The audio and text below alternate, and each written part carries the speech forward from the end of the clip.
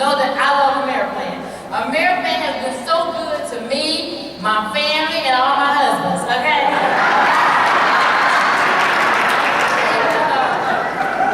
I tell you, but it wasn't always like that. New people, I'm gonna take you back in time. Let me give you just a little background about myself. I was raised in a single-parent home, okay? It was me, my sister, and 2 brothers. We lived paycheck to paycheck. My mother cleaned houses for a living. So we didn't take, fancy vacations like the neighbors. We didn't go to the mall. We wore secondhand clothes. We didn't have 3-course meals or anything like that. No fancy cars, no big houses. It was hard. Because I remember when things would break around the house. My mother, she couldn't be like regular people. They call her a plumber or electrician. She had to go across the street and ask Mr. Johnson, when he was sober, he would come over and fix it. That's true. That's all we had. We did the best that we could do, okay? As time went on, I started working. I wanted to help my mother, okay? I wanted to help her. So I took all types of little odd jobs, like babysitting, working at different fast food restaurants. And one of them I worked at was McDonald's. I worked there, and McDonald's was okay. Wasn't nothing really wrong working at McDonald's. They got good French fries. But let me tell you what happened. I was working there. I had to work the graveyard shift. I wanted to help my mother, so I just took what they had open, which was the graveyard shift. And I was there, this is a true story. I was there about 3 o'clock in the morning. 2 guys came into McDonald's. They was wearing trench coats, came to my register, y'all. Stuck a gun on me and said, give me all the money. I was so scared, I reached down in the register. I took the money, turned around, took out running, passed the hamburgers, and I went out that back door and went into the ladies' room. McDonald's got the ladies' room down the hallway. So I went in the ladies' room and I crawled up under the sink. I was so scared, I stayed there for about a good 10 minutes. And then I came from under the sink, and y'all, I looked at my hand, I had all the money. And so I walked back in there and I gave it back to the manager, most of it. I went on into mine. Because I had to go ahead and take my cut off the top. Because what about that sink?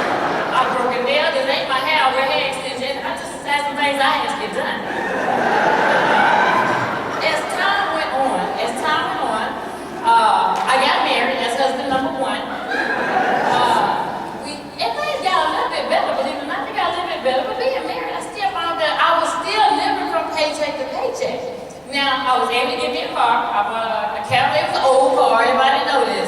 I had to climb in and out of the window because the door was broke. And so people would ask me, well, Fatima, why don't you just go through the other side? And so my response would be, well, I came that side broke too, okay? And so we had a daughter named Mariah, and I love me some Mariah. And I wanted Mariah to have things that I didn't have growing up. I wanted her to have the nice birthday parties. I wanted to be able to take my daughter on vacations and just do nice things for her. But most of all, I wanted that time freedom with her. I wanted to spend time with her. I wanted to see her grow up here and take her first word, and I couldn't because I found myself working all the time. Constantly had to work. So what I did was I started searching out other ways to make money besides fast food restaurants. Because I didn't go to college. No, my mom couldn't afford to send me to college. I do remember graduating high school. I never saw the diploma, but I'm sure I graduated because I was there. I was there 12 years, so I know I had to graduate. I think the worst time really about not having no money is my prom. I'm kind of skipping around. I didn't go to my prom, you guys, because I didn't have a dress. And I did go to a secondhand store looking for a dress, but they didn't have one. I wanted a nice dress. And my mother, she's so sweet. She said, baby, you can wear one of mine. It's like, my mama 80 years old, y'all. I appreciate what she tried to do, but y'all can imagine, how that dress looked. But anyway, as time went on, when I was married, I tried some of everything before Ameripan. I did Elway, Destiny, Global, Excel, Primerica, A.L. Williams. I did it all, looking for a way out. And like I tell people, nothing's wrong with those companies. They just didn't work for me. Now, one of them I thought was going to work, and that was Mary Kay. I thought that was going to work out. I'll never forget, I remember it so good. In Houston, we have a store called, you might not have heard of it, H-E-B. Anyway, I drove to H-E-B. I parked around the back, climbed out of the window, and I went in there. I'll never forget, I was going to get some bologna and bananas. And a lady to me and she said, you would make the perfect Mary Kay lady. I'm like, oh yeah? She said, yes, if you come and work with me. I saw you get out your car. I'm like, dog, I thought I parked flooding around the back. You know? And she said, I can have you in a pink Cadillac. This is true story. I have you in a pink Cadillac if you come work with us for about a year. Well, I teach because, you know, she paid my way to come in, might as well. Worked her for a whole year. After that year, I was still climbing in and out of the window of my car, and by then I needed a muffler. So that didn't work out. Then one of my mother-in-laws gave me a facial, and they were so nice to me. And she invited 12 women over to the house, and I made up everybody's face. Oh, I needed the money, I needed to sell all that stuff. And when you and stuff like that, they had you buy all these supplies and stuff. And so, but the only thing, I made up everybody's face, and this is true, and when I finished, everybody sitting there looked like a member of the Addams family. I kid you not. And you know what? And I don't like to lie. I don't. But I was broke. I was like, girl, you look good. You look good. I had to get rid of that product. I wasn't going to tell them nothing no different. Then another one, I thought I was going to make it, and it was Excel, you guys. Excel, everybody heard of Excel. I like that company because I signed up 30, that's with the telephone lines. I switched over 30 people to Excel. But I wasn't thinking, you have AT&T and MTI out there, those are your big providers. And they would call my customers up. One might have 30 customers, they call everybody up, they'll offer you $100 to $200, you know, to switch. Well, by the time the month rolled around, I lost all my customers. So one night I was sitting there watching TV, AT&T called me. They offered me $100, I switched.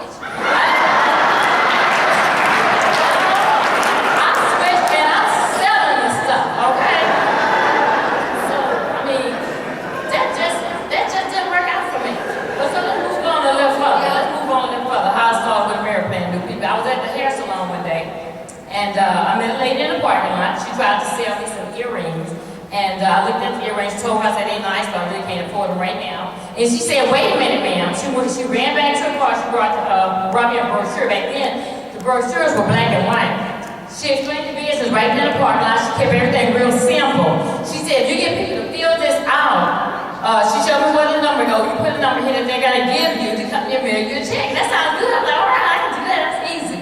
And I called my dad. Back then, when I started, it was only $35. So I started with the company.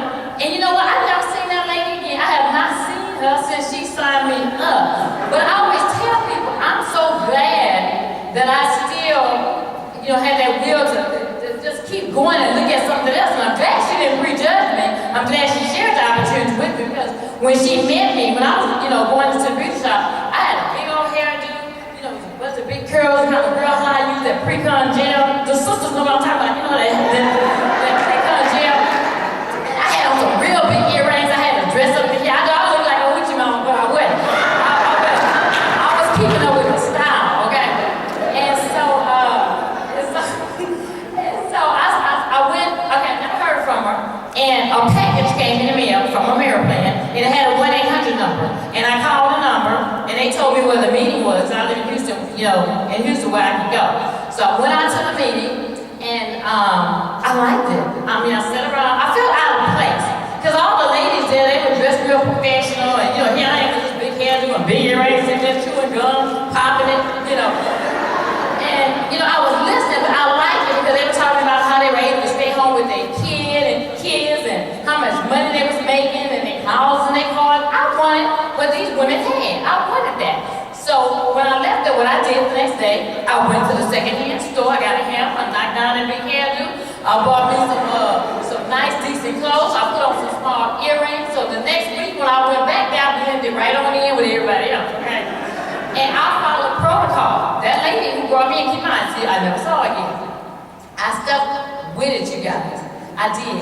And in 2 years, I looked up, I was at $50,000 a year in residual income. And then 4 years came around, I was at $100,000 a year.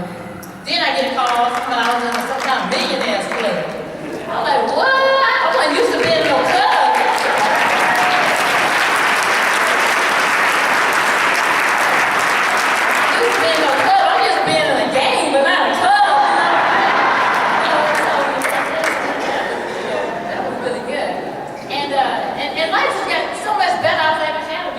parties for my daughter. I had a home built out in Houston, out in Sugarland, beautiful home. Bought an expedition, had my daughter a house built in the backyard, not for her to live. You know, like a playhouse, you know, so. And I always wanted me a Mercedes-Benz, because I used to see those Mercedes had the little round lights. And I said, one day I'm gonna buy me one. Well, back then, I was only making $130,000 in residual. That's all, I was only at that. And so I went down to the Mercedes dealership, drove up, climbed out the window, went inside, and I stayed there, y'all, still about 30 minutes, and nobody asked me if I wanted any help. I guess they assumed I ain't had no money, because you know, I'm walking around flip-flops, chewing gum. And so finally, I asked, anybody work here? And so, you know, somebody finally helped me, and I told them what I wanted. I said, I want this Mercedes sitting right over here with silver, it's really pretty. And I filled out my paperwork, and I still noticed I still was sitting in the office for a whole nother hour. The man finally came back in there and said, oh, we had a little problem with your paperwork. We changed your numbers.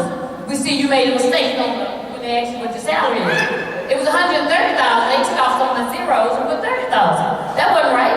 And so I got mad and asked him, you know, go get the manager.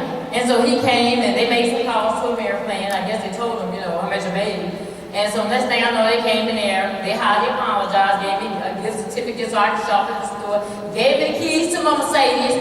Y'all was so excited. I went outside, I climbed in the window.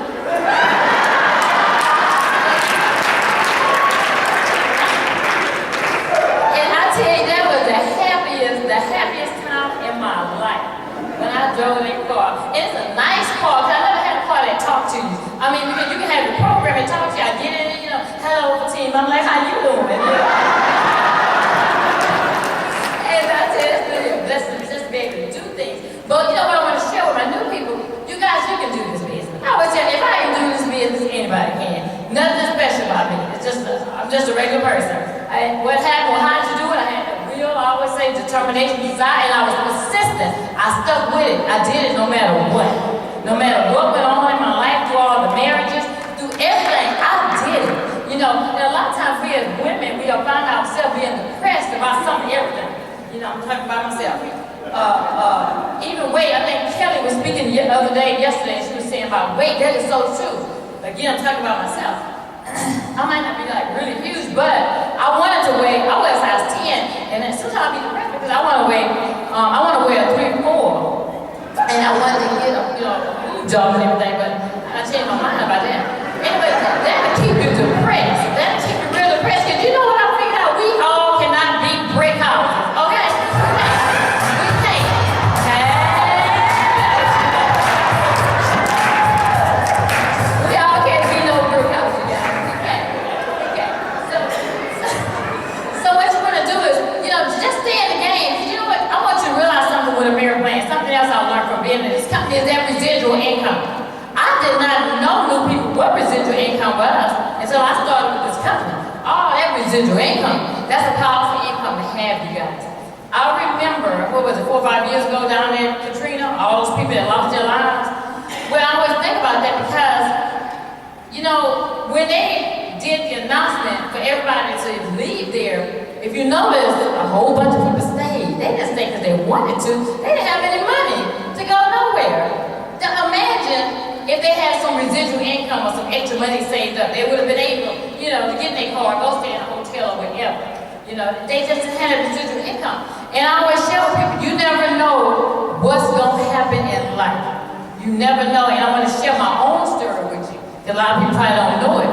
I was driving along one day, and all of a sudden, I started having a blurry vision. My vision was getting blurry. I didn't think that of it because I've never been sick a day in my life. And so I went to an eye specialist, and they looked at me, and he said that I had what you call optic neuritis in my eyes. And optic neuritis is inflammation behind the optic nerve. And I'm like, okay, what we're going to do about it? Give me some medicine. I said, really, I want some green contact lenses. And, you know, well, wow, black girl want to wear green contacts, but that's what I wanted. I saw it in the magazine. And so he told me, he said, well, you don't need contacts and you don't need glasses either. He said, this information comes from something, Fatima, and we need to figure out what is causing you to have optic neuritis. still wasn't scared, wasn't thinking nothing about it, you guys. He gave me a paper. He said, I want you to go upstairs to the 3rd floor and do some blood work. He said, we'll call you back. They called me back in about a week. I went back down there. When I walked in, he said, did you come by yourself? I said, yes, I did. He said, oh, okay. Anyway, he asked me to come in his office. Then I started getting a little worried, because normally doctors don't have to come in their plush office. So I was sitting there, and he looked at me and said, listen, we ran the test. We got all your test results back. I've consulted with other doctors. I'm sorry to tell you, but you have multiple sclerosis. I'm like, what? You know, I had multiple sclerosis. Now, I remember, I didn't know too much about it, but I remember growing up, my mom used to always watch the Jerry Lewis telethon, because they would always look for money, you know, for multiple sclerosis, and they never found a cure for it anyway. They had no cure for it. And so I didn't accept it. Went to 6 different doctors.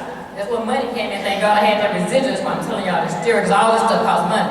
So I went to like 6 different doctors because I didn't accept it, but everybody came back and still said the same thing. So I ended up going back to the same doctor, asked him what I need to do. He said, well, you can take a shot. You take a shot every day for the rest of your life till they come out with a cure. Okay, fine. But the kicker with that thing is, them shots are $2,500 a month. Thank God for that doggone millionaire stuff and that residual income, okay? Because if I didn't have no residual, ain't no way I could have took no shot. Because what the shot does, it slows down the progression, you know, so you keep on walking and stuff. And so, but anyway, I looked at my family tree. My mom ain't had no money. My dad, he cheated, he ain't had no money. I looked at the leaves on the tree. I looked at the roots on the family tree. Nobody had no money. I would have been stuck out. But I thank God for Ameripan and that residual income that I was able to take this shot.